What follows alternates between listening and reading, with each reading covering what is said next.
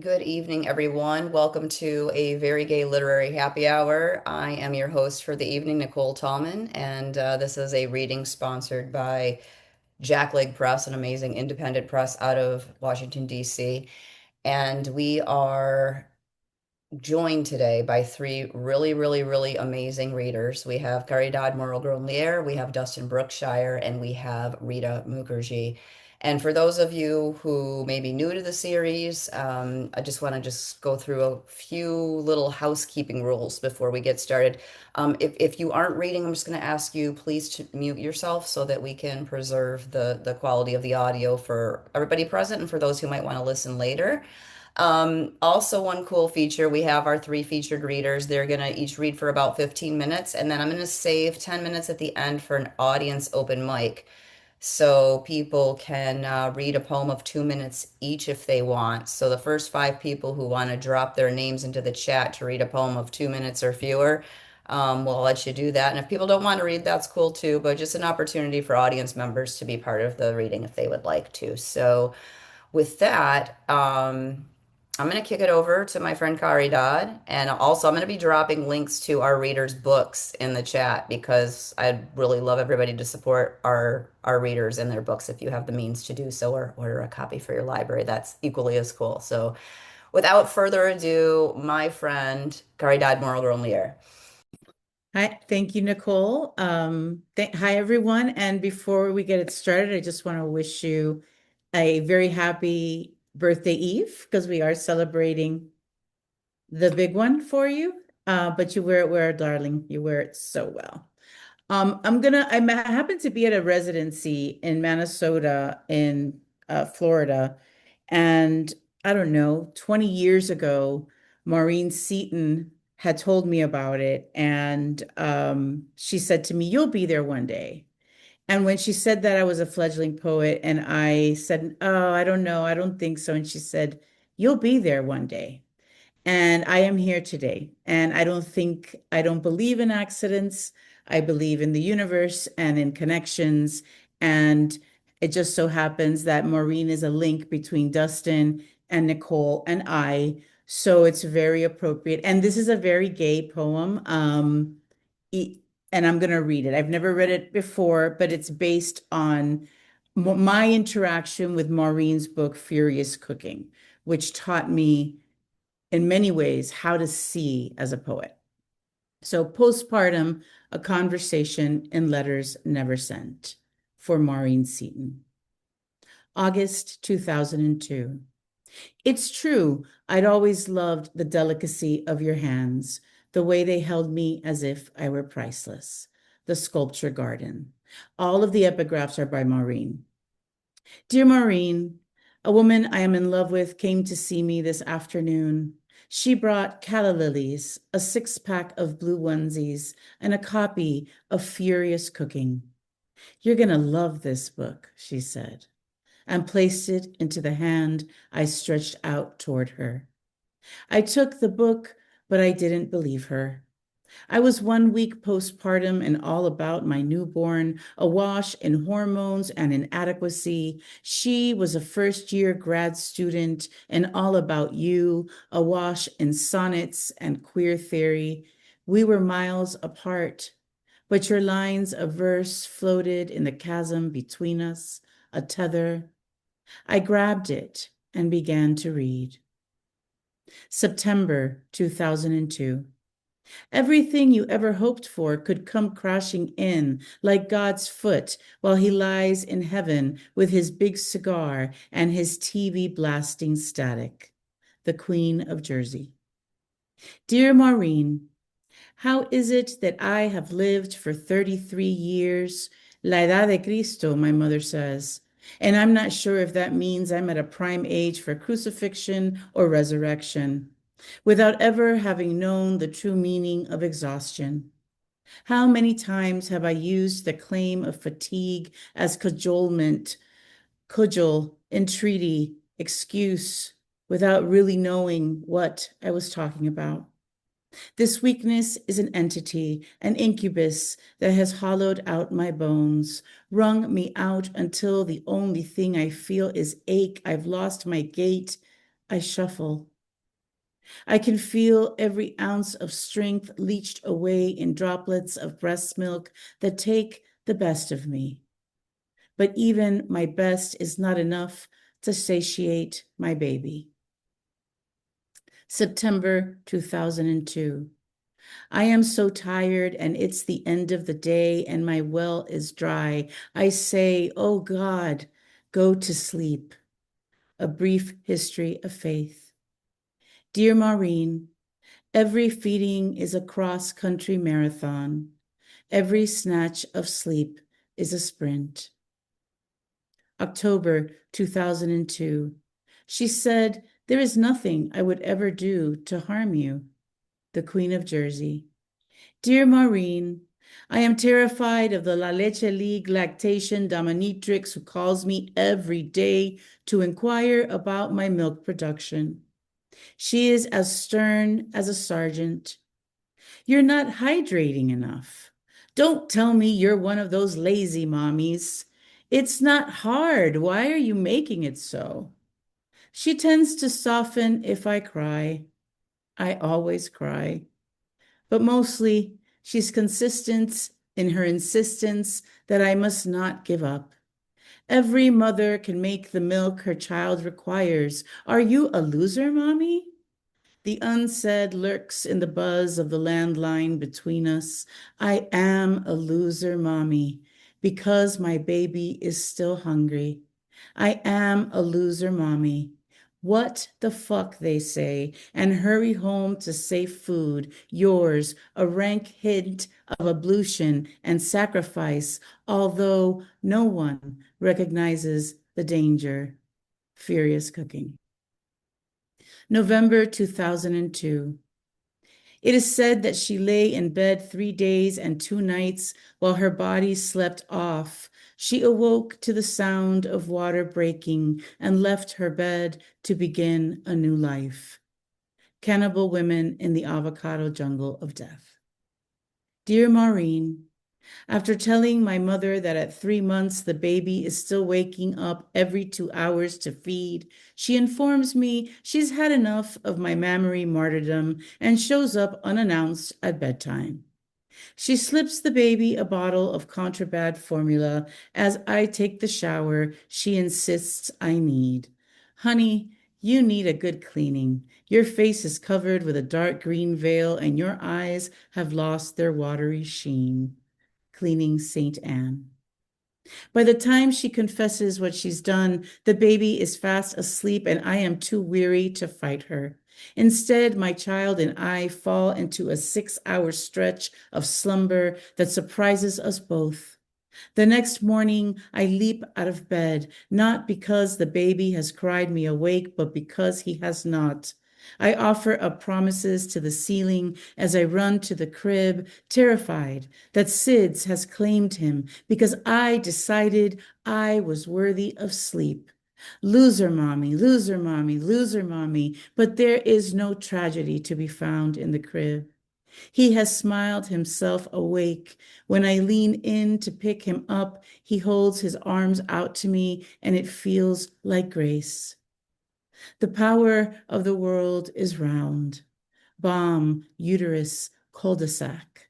Furious cooking. I tend to his diaper, change his pajamas, and his head nuzzles my breast in search of breakfast, which I offer, but also follow with the 4 ounces of formula my mother has left in the fridge. He stops drinking when he is sated, and his relief is my relief, and the worry I've been holding in my gut unfurls like fingers tired of being a fist. It is then that I begin the work of forgiveness. I forgive myself for the formula. I forgive myself for the doubt. I forgive myself for the need for sleep. I forgive myself for thinking my body a failure when it is a font. I forgive the strix and curandera in me, the freckles and pockmarks and insect bites in me, my hocus pocus, my screech owl, my hag and magus. Forgive my evil eye, hold myself close, even as I sit there a night monster. after Sinead O'Connor appears on Saturday Night Live. I forgive myself when I call the unyielding La Leche lady and tell her, we're done. Thank you, Maureen.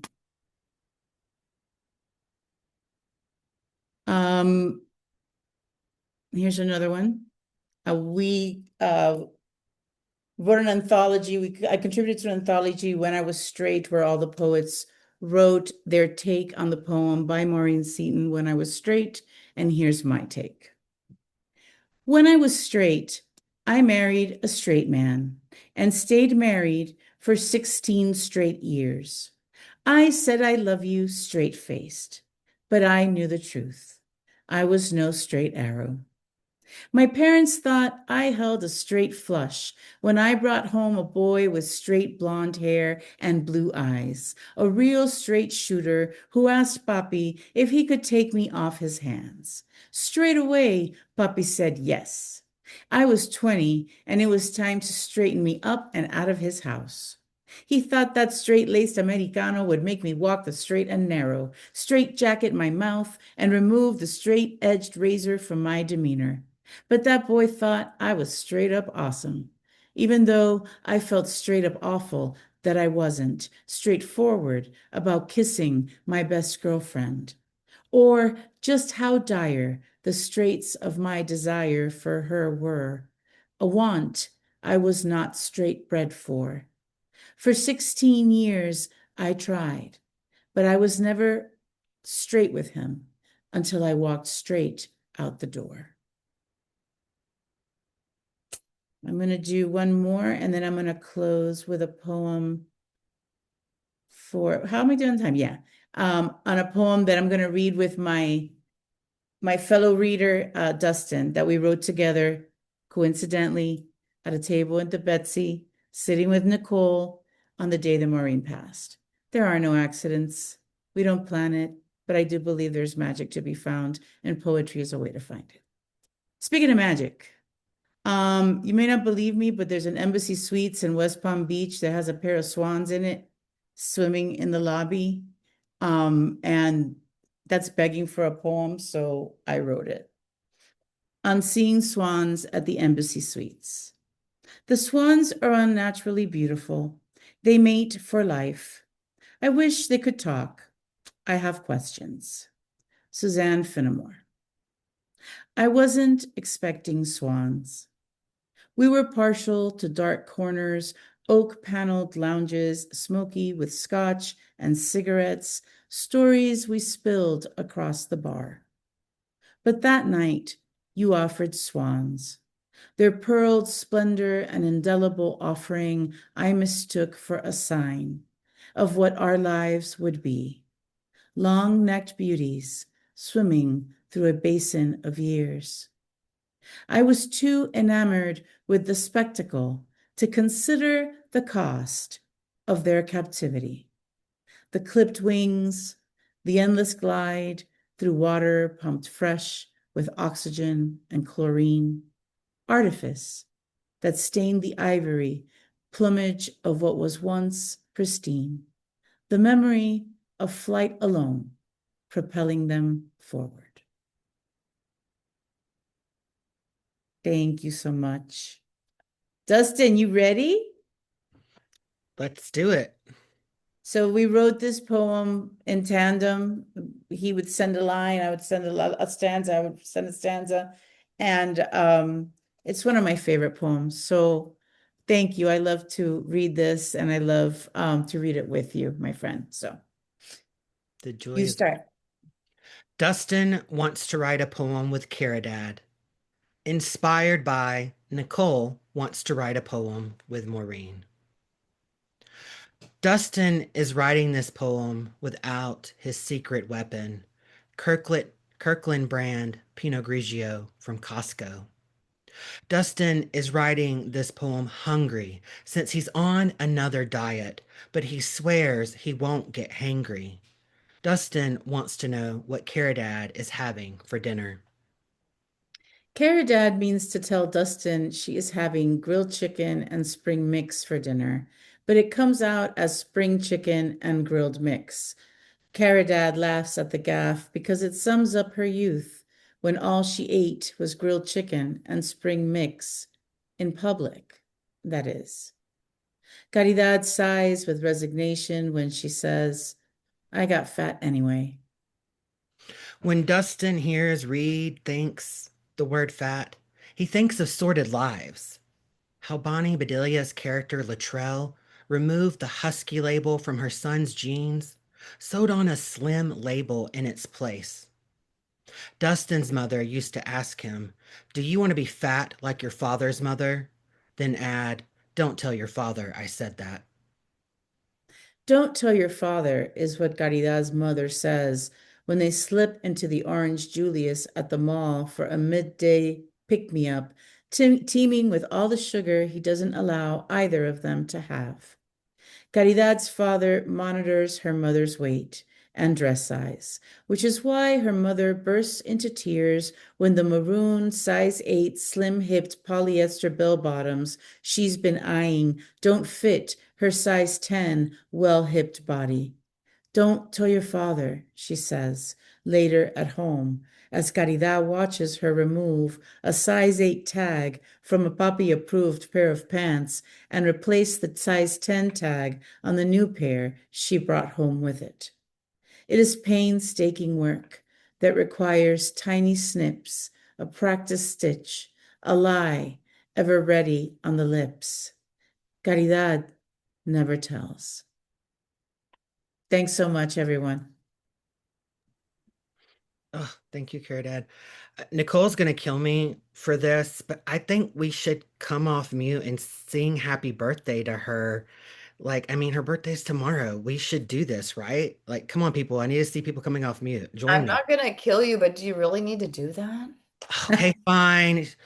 Everybody just How You know about at what? the sing end? At that. the end, we do that for her. Okay, we'll do it at the end. At the end, yes, but the best gift you can give to me is your poetry. Okay, I'll do Okay, but that. you can sing for me at the end if you want. I'll allow it, I Y'all suppose. heard Okay. that at the end. Yeah, at the end. I want Okay. to thank Nicole and Jack Leg for hosting this, Caridad and Rita. It's an honor. Y'all know I love your work, and these are just badass women that I love. So it's just an honor and privilege to be here with them. I'm gonna start with a poem that I wrote because of a project Nicole did when I lived in South Florida. I'm a nephrastic challenge. So this is Ways to Get Over a Broken Heart, and it's inspired by Carlos Antonio Racana's painting Evidence or How to Get Over a Broken Heart. 1. Get lost in the woods. Scream at the trees and the goddamn birds. 2. Drive cross country. Don't stop for gas. Finish the journey on foot. 3. Sob. Sob until God fears you'll one up his flood. 4. Go to Costco. Eat samples. All the samples. 5. Jump in the deep end of a pool, fully clothed. Sink to the bottom. Stay until you feel the choke. 6. Go to the beach. Read The Awakening. Never enter the ocean. 7.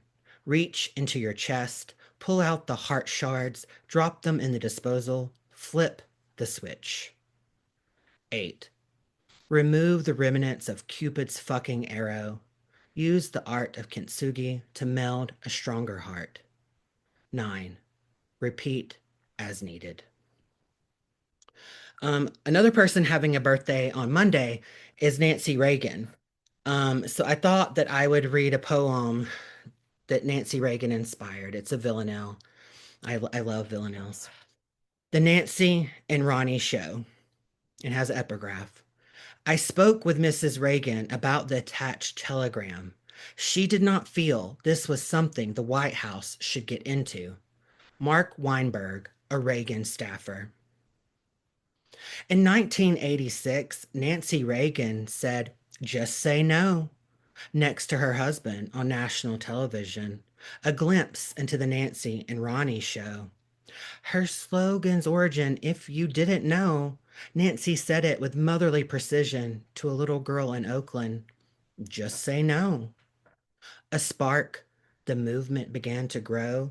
Thousands of chapters by 88. No division with the writers on the Nancy and Ronnie show. Mandatory minimum sentences, a blow to further their racist vision. Nancy reminds, you better just say no. Ronnie was purposely slow addressing the AIDS crisis, obsession with the producers on the Nancy and Ronnie show. Dying, Rock Hudson wrote to Nancy for help.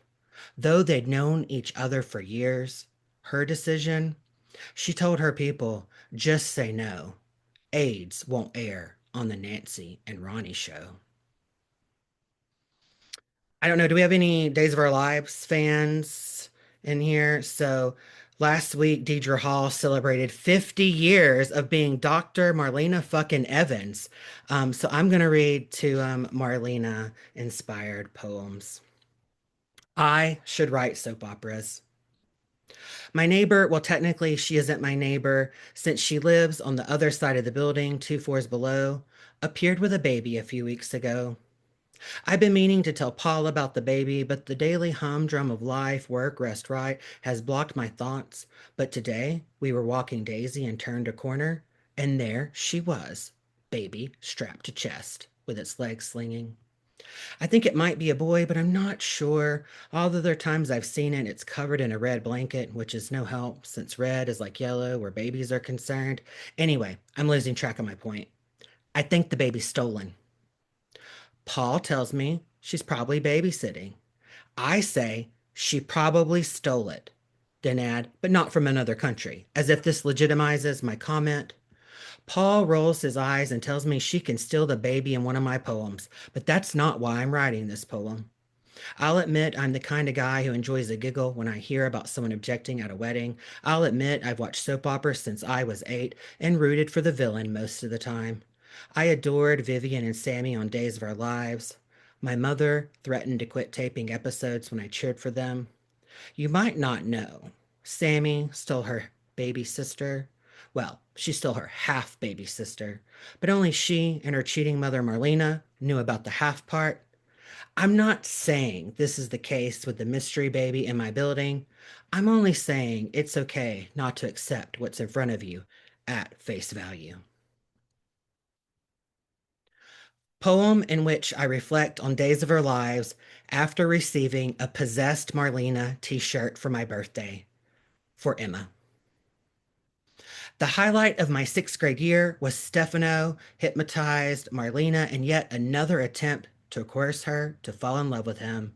His sleazy efforts opened the door for her demonic possession. Yes, the devil possessed the sweet, lovable fan favorite, Queen of Salem. And on Christmas Eve, Marlena levitated above her bed. My mother rolled her eyes.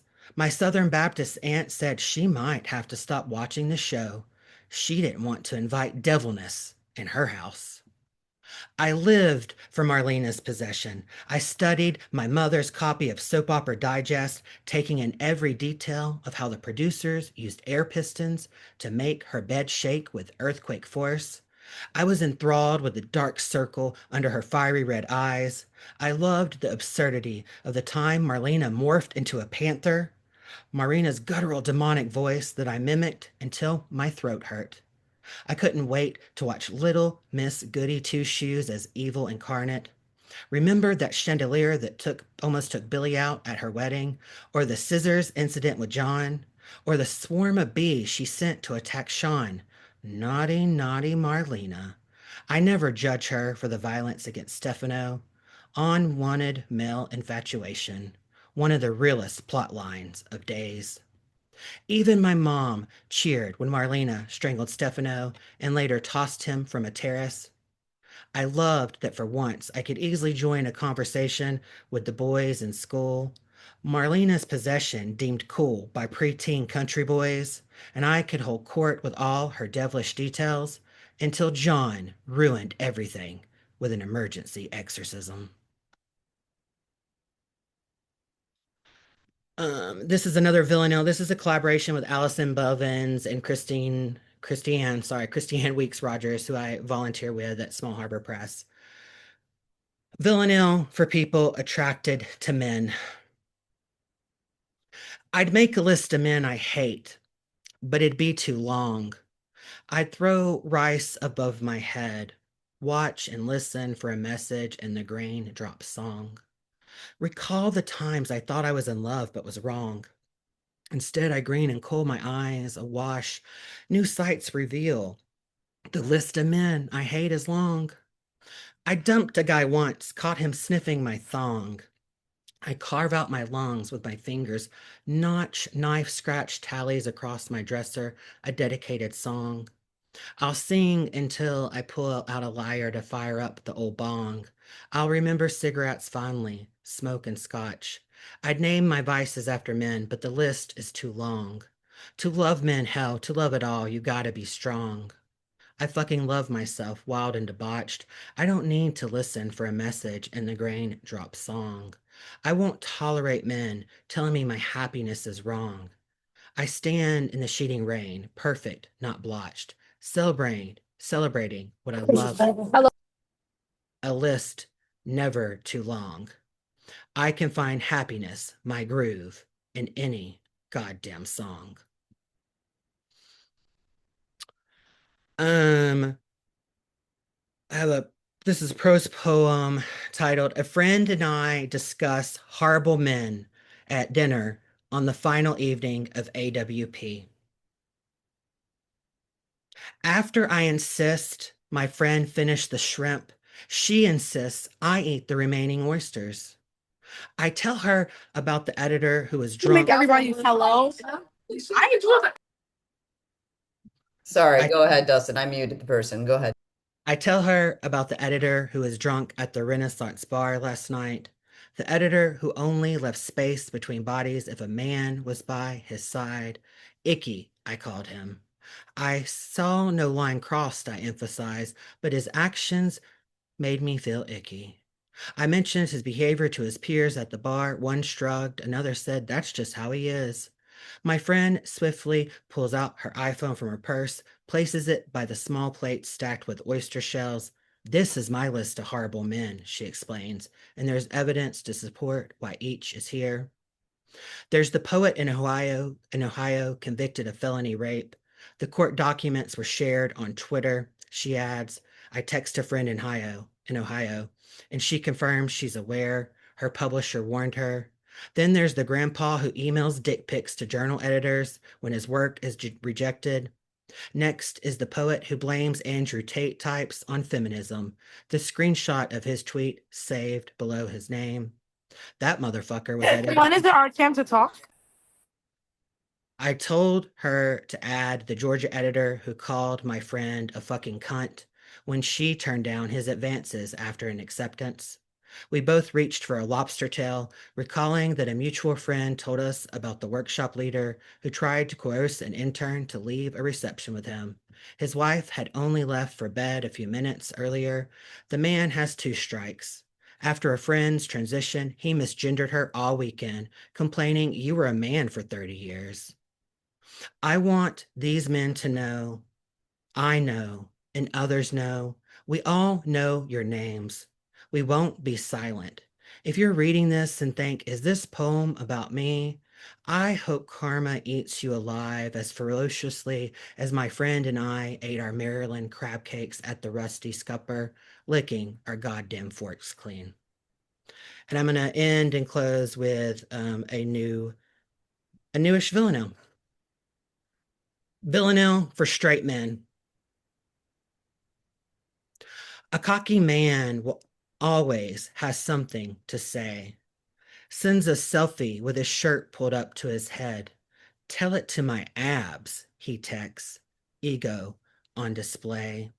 A man like that leaves a sane person in dismay. He believes his words relieve women of all dread as he struts about with all of his important things to say. At a reception, a friend tells me about the day a male poet thought he'd land her in his bed. Tell it to my abs, baby, he texts, hubris on display. Tight body, bad attitude, solid F, not an A, I confess, while we wait in line for the cheese spread. His abs are more interesting than his poetry, I say. An eavesdropper asks, he really treats women that way. A smug man's words land with the weight of lead. Tell it to my abs, baby doll. Arrogance on display. A pompous man's drivel turns women away. Incapable of reason, all of his logic is dead. A cocky man is never short of something to say. Tell it to my abs, he texts. A prick on full display. Thank you so much. Thank you so much, Justin. That was so much fun as always. Your poetry is it's just so full of life. Rita, I see you, my beautiful friend. Thank you for joining us. You are up next whenever you're ready. I changed your name for you so people can see this is great. Thank you. Thank you. Thank you. Thank you. I appreciate you. Hi, happy birthday. Happy birthday, Eve. And hello. This lineup is insane, and also this audience. Well, most of the audience is really, really exceptional, awesome people who I love and I love their work. So let's start off and just keep it very, very fun and very cute. I wrote this poem about um like hotels and the, kind of cyclical nature of them and visiting. And whenever I see Nicole, I'm traveling. So here we go. This is called Anadonia. Let's get lost. No matter how basic, there is always something satisfying about a freshly unwrapped bar of soap, waiting in a clean shower, even in a Spartan presentation, perched on a faucet head like a milky talisman. No matter what, we don't skip the skincare routine. Hence the motel. The bathroom tiles are lime and pink. There's something I didn't tell you. No matter how hard I try, I can't get into kitsch. I love flamingos and red arrows and dancing teeth and neon horses in theory, but up close they make me queasy. They remind me how boring real life is. At the bar, I watch you shoot tequila and smoke. I briefly consider stealing your beret and putting it under my pillow to see who would show up. Unlike most, I'm not a betting woman, but my money would be on Mae West. Maybe she would look at us in our long black dresses and say something Wait, let charming me about the Bo's good part. funeral. Y'all need to get the fuck out. Like this is not cute. I know you probably have like summer I'm reading or homework or Yeah, something. I'm This is not sorry, but cute. I don't know why you're I interrupting can't our really reader. hear you. If you're So, gonna say with your chest that leaves high blood pressure. okay, you're going to be removed for being disrespectful Probably to should. our reader. Goodbye. Goodbye. Goodbye. Okay, sorry about that, Rita. Bye. So sorry. Bye. Everyone wave. Bye. No, it's fine. Um, I'm not a betting woman, but my money would be on Mae West. Maybe she would look at us in her long black dresses and say something charming about whose funeral. Maybe she would grant me a wish. It's nice to be on the receiving end. That poem is from Banana Heart. It's my book out right now. Yay! Thank you. Oh, thank you. Thank you. Thank you. Thank you. It's it's interesting, like looking at this poem side by side because the next poem I read is actually right next to it. Um, this is Litany of Bad Habits, Millennial Edition. Still midnight snacking, still drinking and overcommitting and overspending and oversleeping, still biting the crust off tubes of super glue instead of cutting the tip off with a knife. Still picking fights with strangers online. Still running with scissors, still cursing, still letting my glasses slide down my nose, still hot tempered, still largely unknown, still figuring out my eyebrows, still pulling tights up to my bra, though the waistband pinches, still calling women I hate a bunch of looking ass bitches, still joking about work life balance instead of leaving for a job that might love me back. Still picking scabs once the wounds lie flat, still shopping for a god and blaming stars for problems, still using illicit drugs. Still dreaming of the heiress in a turquoise necklace, still not speaking to her, and probably never will, simply out of spite. Still sleeping in my makeup, still restless. Still can't tell if there's a fruit fly infestation or if this time around I just died in the night. Thank you. Oh, hi, Brett. Brett, oh my gosh, Brett, you're so kind. Brett and I went to grad school together at FSU. People don't understand like the cohorts, my cohort, the cohort after me, and the cohort before. Like it's just like all bangers, no skips. Like don't sleep on FSU. We're a weird place. Okay, so I'm looking at the poems I picked out. Okay, I want to read. I want to read something new, brand new. Um, Okay, no one has heard this or seen this poem before. So I live in Worcester, Massachusetts. It's not Worcester, and I will correct you loudly. It's Worcester. So Worcester is a really weird place. We were the first city in the world to host a women's studies conference. Women's studies came from central Massachusetts. People will say Boston. No, it was Worcester. Worcester is also the home and the birthplace of the lawn flamingo, which is confusing because we don't have flamingos here. So, this is kind of a poem about both those things, I suppose. And this one is definitely going to be for Nicole Tallman, the queen, the goddess. We love you so much. This is Flower Moon and the birthplace of lawn flamingos.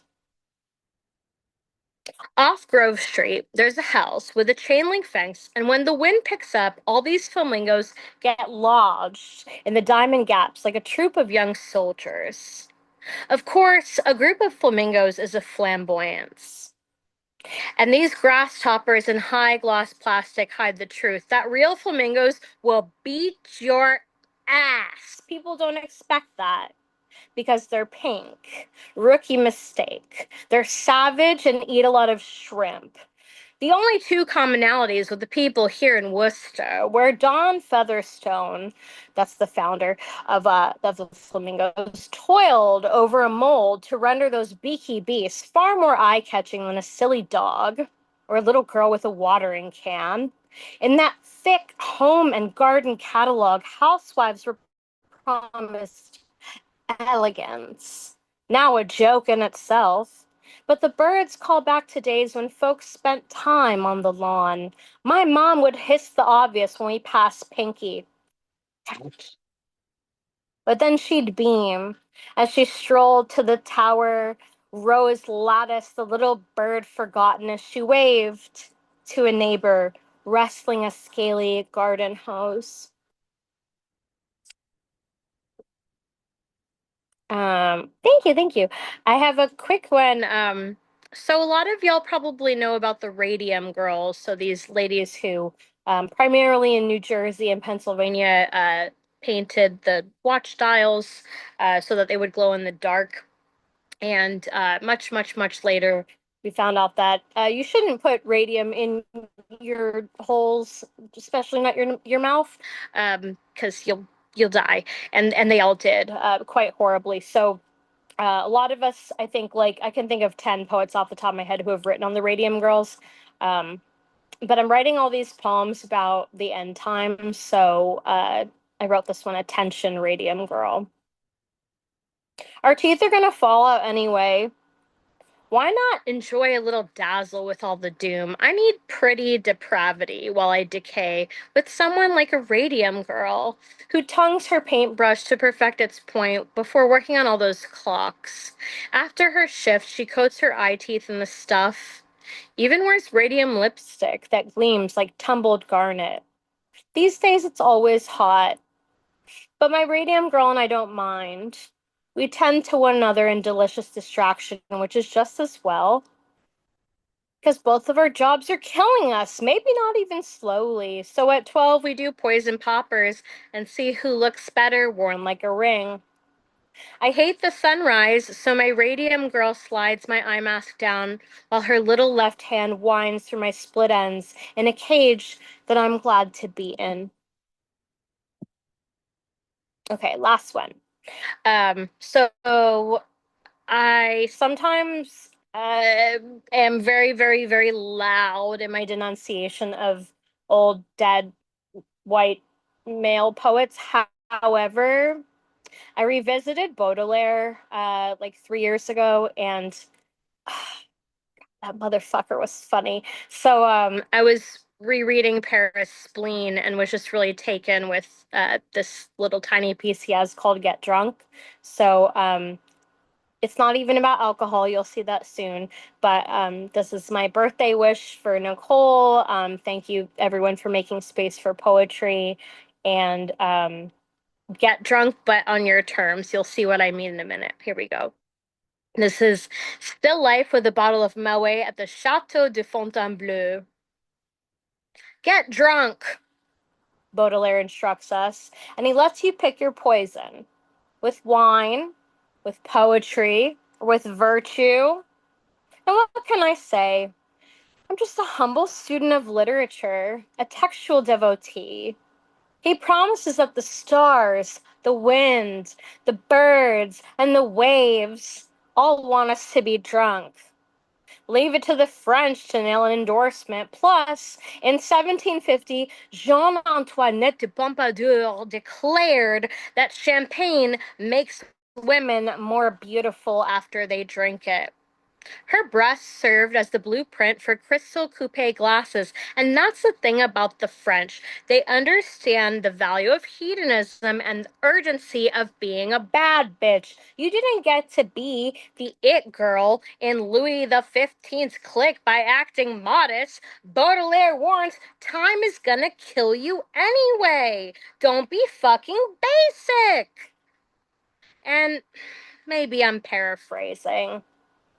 But getting drunk is better than rotting in a homeland that treats me like a stranger, so I dive into a pool of moe and roll myself in demerara and gold leaf like a decadent croquette armored in brown and gold, so maybe I can pass as a stolen artifact and lock myself away in the museum alongside the crystal breasts to waste away, drunk, fine, and sublime. Happy birthday, Nicole. Thank you so much, Rita. That was so special. I really appreciate you. Um, so this is our open mic time. There are a few people in the waiting room, but I'm not going to let anyone else in right now because I just don't know what intentions are. I'm sorry about that. I'm thinking, is there anyone, any of our featured readers, are you waiting for anyone in particular to be here? No? Okay, then I'm just going to keep it to this group because I don't want any more disrespect for people who are reading. So this is our open mic time, and we have about 10 minutes for that. So I don't know if there are any brave souls who would like to read a poem of around 2 minutes. If you would like to, just pop your name in the chat. And if not, that's okay too. But just want to give you the opportunity to read. You have a captive audience. So, oh, look, we have a volunteer. Okay. Okay. I see three names so far. Is it Suze, Jude, Castatino, and I think that may be it. One, two, three. All right, well, we'll start with that. And if anyone else wants to volunteer, go ahead. I have not met you, my friend, but Susanth, would you like to start? Hey, yeah. Just give me a second. I'm gonna switch on my camera there. And pardon the cats in the background if they mew a lot.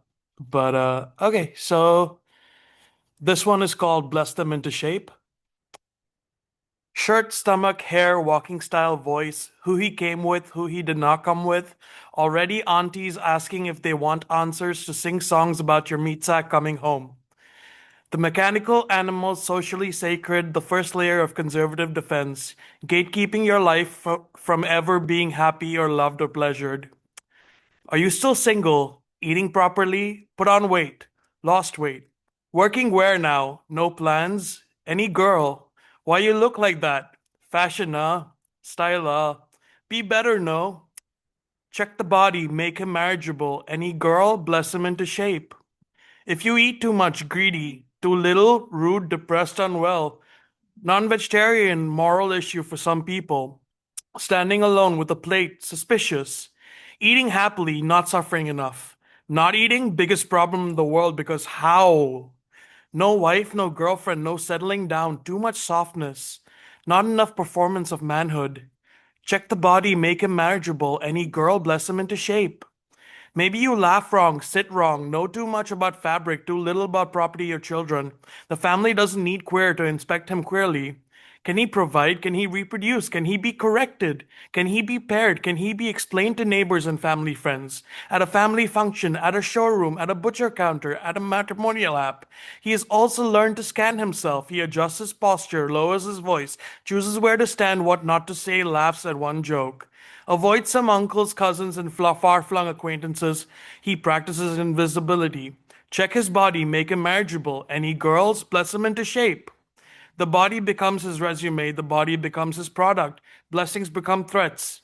You adjust yourself, you admit you know the game. You lower, raise, edit your body. You hate that you know, hot, crowded, overfed, overquestioned, socially violent. Then last minute clarifications. Gay, trans, queer, what are you? Tell us, we have to know because our lives will explode if not. And after interrogation, misunderstanding, lying, and retreating, finally, family blessing. Yeah. Thank you so much for your words. Thank you. Next up is Jude. Thanks, Nicole. It's already Friday here, so happy birthday. We're also under a heat dome.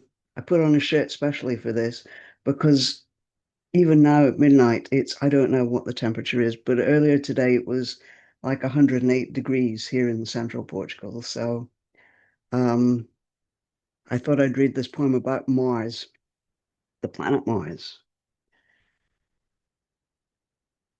called The Machine as a Metaphor That Machines Can't Understand. Do you remember where you were when you heard that the Mars rover had died? That was back in 2018, which seems like a lifetime ago, I know, given how many robot lives we have all expended since then. But cast your minds back, and you may recall that the rover, known affectionately by its given name of OPI, short for opportunity, had been living its best life on Mars for about 15 years, exploring the red planet, sending back data postcards as required by the original mission program, surprising everyone at NASA with the longevity of its badass solar-powered battery, acting like the star of a Pixar movie or a tourist who overstayed his 90-day visa, but he's one of the good ones, so no one's sending him to jail or back to where he came from, especially as the hot spot that he's visiting is one best experienced vicariously by those creatures who need oxygen to breathe. Oppie only needed sunlight to breathe and a battery that kept charging, and then his battery stopped charging, and he was alone. Oppie's circuits sent two last data dumps while they still could. First, they reported that the sky had gone dark, that no sunlight was coming through, which is how the situation looked to them. Even a machine, it seems, cannot correctly interpret all of its own observations. Then they reported that there was no power left. But perhaps what you remember best are Oppie's last words as tweeted by a science journalist named Jacob Margulies, who extrapolated from the facts, as poets do, to make meaning. My battery is low and it's getting dark, the rover said. And he was alone. Maybe you bought the t-shirt. Thank you.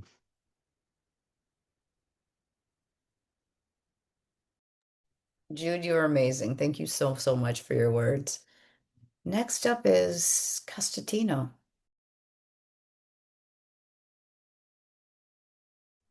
Hello, can you all hear me?